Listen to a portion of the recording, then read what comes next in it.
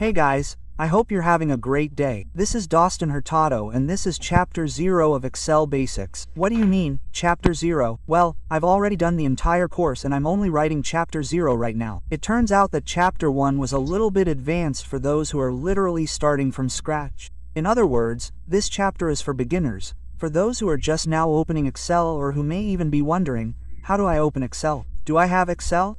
Well, if you're one of them, stick around and watch this chapter because it's for you. Okay, what are we going to do? First, let's explain how to open Excel. We have Excel on our desktop, for example. Here it is on our desktop, but you might say, no, there's no Excel on my desktop. So, how do I open Excel? Well, I can click on Start and I have this window.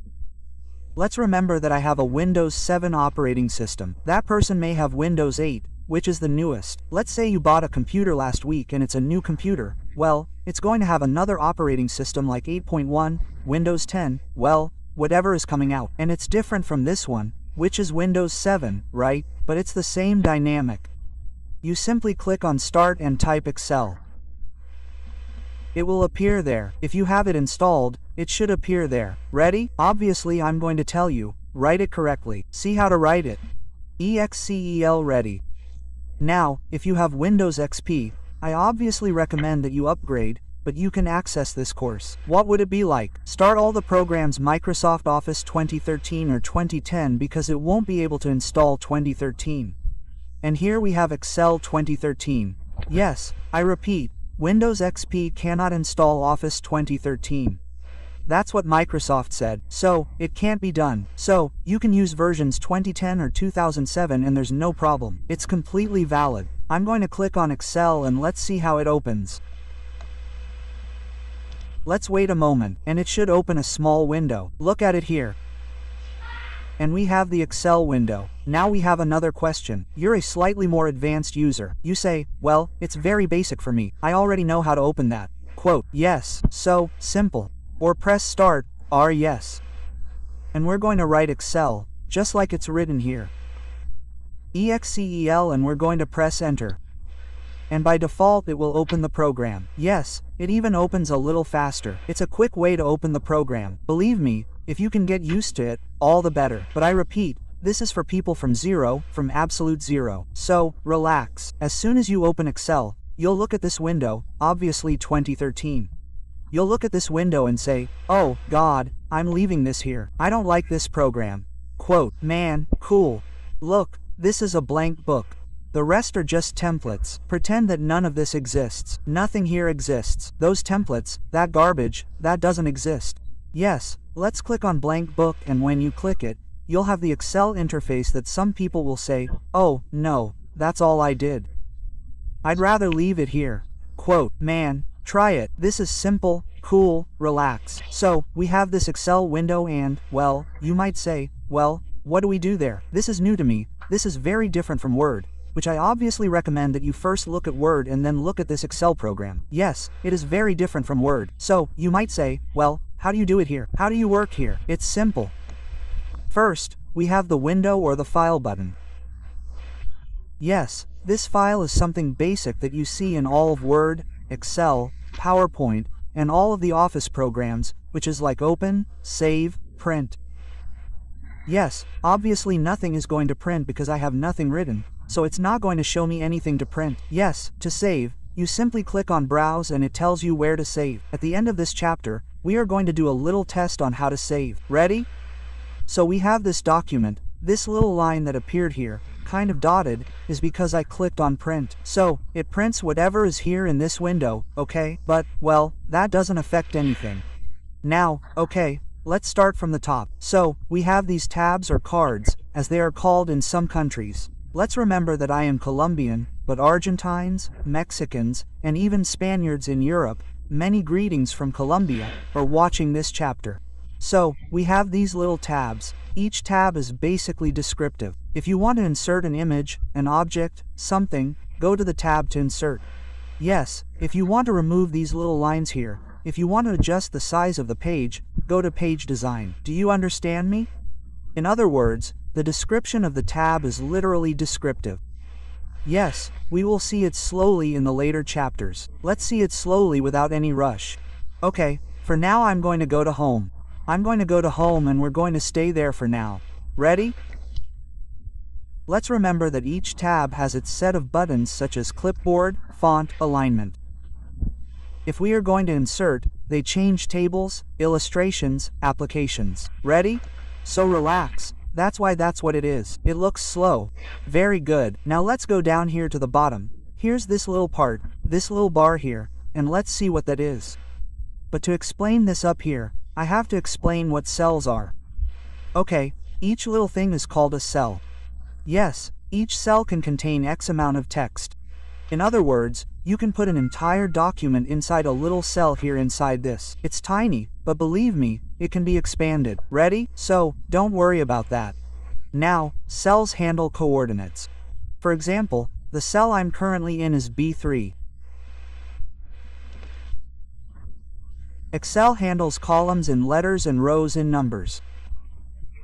Ready? I explained that in Chapter 1. If you've already seen Chapter 1, well, I think you started the other way around, just like me. But anyway, I'm telling you that if you want to go, let's say, over here, this is F16 or, failing that, Excel will tell me here in the field.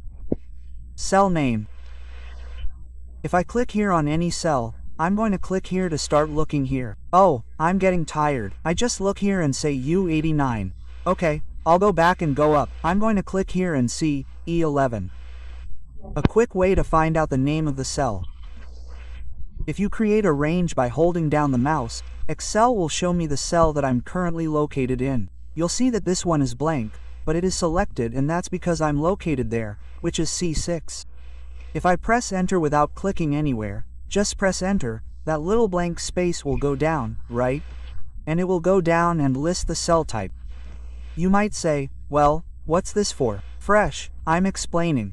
When we look at the later chapters, you'll start to apply the topics that I'll go over again. Ready? Now we're going to learn how to enter text into a cell. You can simply select a cell, for example, this one here, and type. Simple.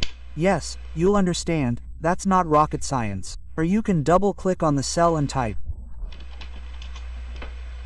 Or alternatively, you can click on the cell and type in this upper part, which is the formula field, for example, Dustin, and enter.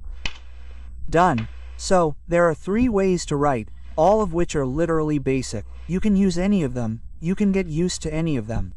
If I want to change this name Dustin, yes, I'm going to click on it. I can double click on it and change it to Stolen, do you understand? And finally, I press enter, right? Or I can simply go to it and edit it here, for example, Dustin. To confirm, I click somewhere else or simply, as I told you, press. Done, and that's basically the concept. Editing cells, something very basic, very simple. Now, at the bottom we have something called a sheet. One might say, what do you mean, sheet? It turns out that Excel is based on a term called a book. In other words, for Excel this is a book. Everything you see here in white is a book. If you go home and look for a book that you have lying around dusty or stored away, that book obviously contains sheets, right? Well, it's the same definition. If you have an older version like 2010, by default you'll see 3 sheets here. In this case, by default there's sheet 1, but I can click on the plus sign and it'll create a new sheet for me. And notice that we no longer have the words to or my name, we don't have them there anymore. If we click on sheet 1, they reappear. It's because, I repeat, it's based on sheets. One sheet is completely different from the other and completely independent. If you edit this cell, for example, we're going to set a fill color, but to several cells. I select the fill color, which is this one. We change the color to a lighter one, for example, this one.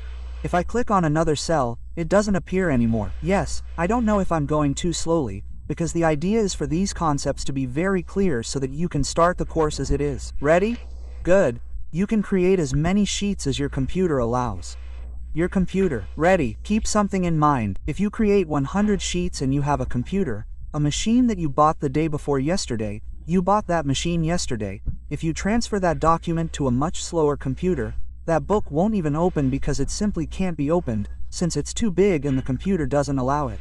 So, in that case, be careful. Yes, I repeat, this may be a very new concept for you, but relax, let's go slowly. Ready? Now, if I close Excel, If I click on the X, it will open. Say, do you want to address the changes made? I mean, what did we do? What are you telling me there? That I did all this? Let's imagine that I made a work of art, that you made a very well-made invoice to manage your business, and you say, well, what about here? I mean, how do I save it? How do I open it again? Quote, if you close it and it says you don't want to save it, it's basically gone. Imagine taking the book, throwing it in the trash, setting it on fire, and you'll never be able to access it. Ready? You'll never be able to access that book. You've already lost it. It's basically the same concept. That's why we're going to go to File, we're going to go to Save, Browse, and I'm going to open Documents. I'm going to save, how do we place it? Let's place it. But anyway, my book one. Okay, my book one, save. I save it, and when it's time to close it, I've already saved it. So, it's not going to tell me anything.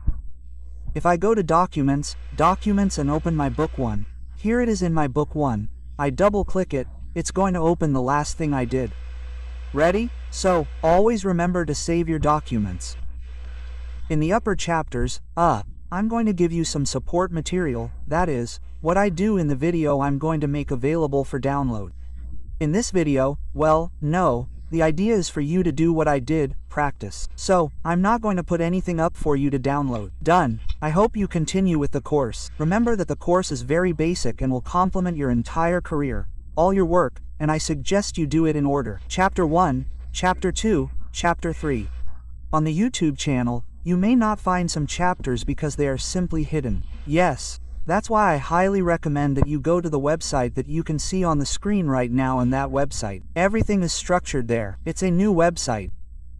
I've already changed it, and I think it's much better to illustrate the information.